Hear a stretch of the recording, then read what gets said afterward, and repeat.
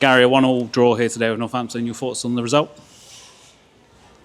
Yeah, I thought the players deserve a lot of credit for hanging in a game that was not pretty at all, on a pitch that obviously isn't great. It hasn't been great for a number of weeks and is getting worse, but the players hung in, they kept going. I thought our finishers were outstanding when they came on the pitch. They all contributed in a difficult moment, and we've spoke a lot this week when we've been away about team first and how every single player, starter, finisher, not in the squad, injured, you're going to need to help and add to the group. And I thought the finishers today really gave us something. Obviously Sonny with his goal, but the others with their performance, their energy, and they changed the game and gave us that momentum late in the game and possibly could have won it. Felt like a very stop-start game that really couldn't get going in that first half. For you, did it feel important that we actually got in at 0-0? So was that good late goal a bit of a setback?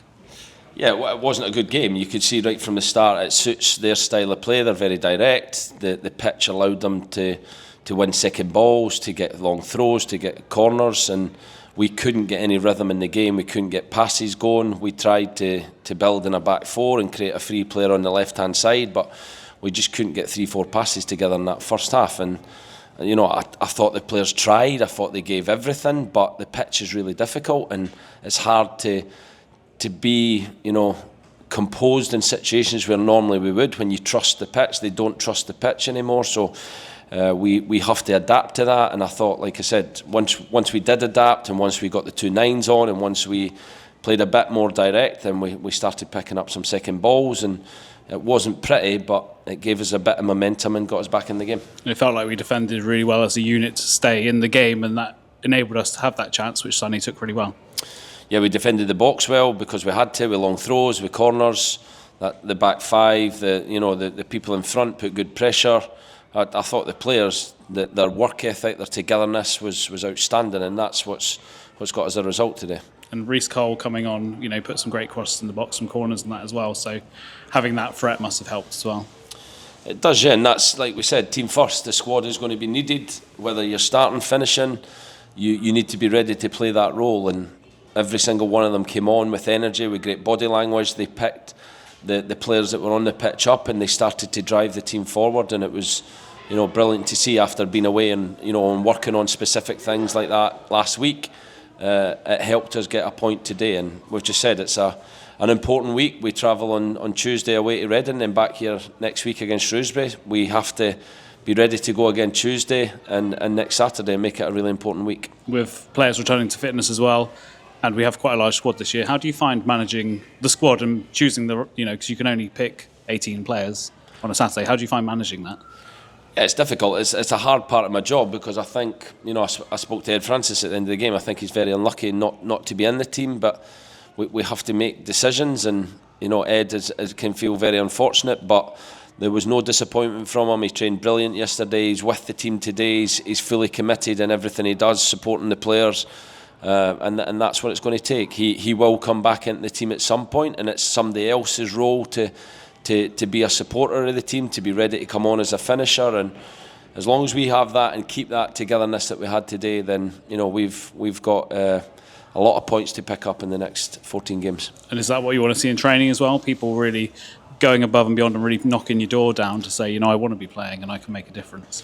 Yeah, training is really important. It's a large part of what we do and how we try and prepare the game. So you have to, be fully committed to training. And we had some brilliant sessions out in La Manga last week where, on fantastic pitches, the quality was really high. The level of work ethic and desire and commitment and actual joules in training was so high. It was really good to see.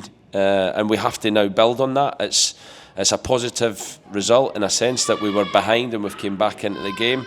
We have to look at the next 2 games to pick up more points and make it a really positive week. Jack McMillan went off quite early with a knock. Have you any update on him?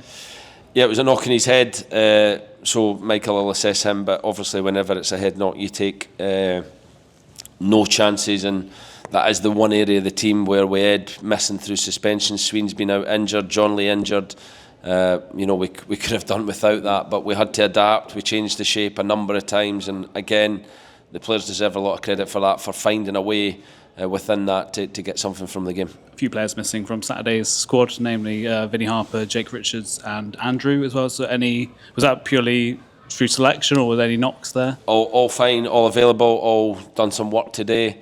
It was, it just shows that it was a really close call between Andrew and Sonny, and we put Sonny on the bench late. He's not played a lot of football, and he came on and was magnificent in the way he kind of led the line for the team, got his chance and scored, got another chance just after, and I think he makes the right decision on a better pitch. I think he probably cuts inside on his stronger foot. On that pitch, probably the better thing to do today might have been the right foot, but the fact he's there, the fact he scored again, he did it for us last year.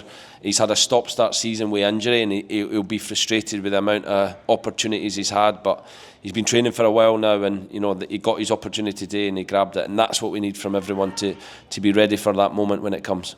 6,800 fans here today and around 6,500 City fans, so they played their part in us getting that late goal, didn't they?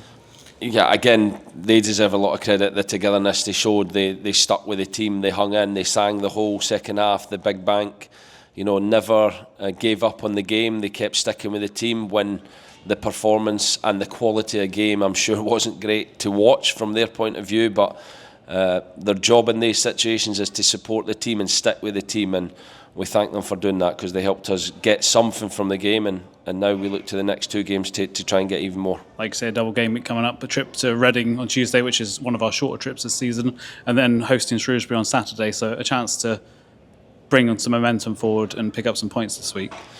Yeah, I think we have to just look at the next game. That has to be our mindset. There's, just under a third of the season to go. We have to focus on the next game. That's recovery, that's players that are training, and we have to pick a team that we believe can go to Reading and win, and then go through that process every game. There's 14 big games to go, and if we show that togetherness, supporters, players, then I'm sure we can pick up a lot of points. Thank you. Thank you.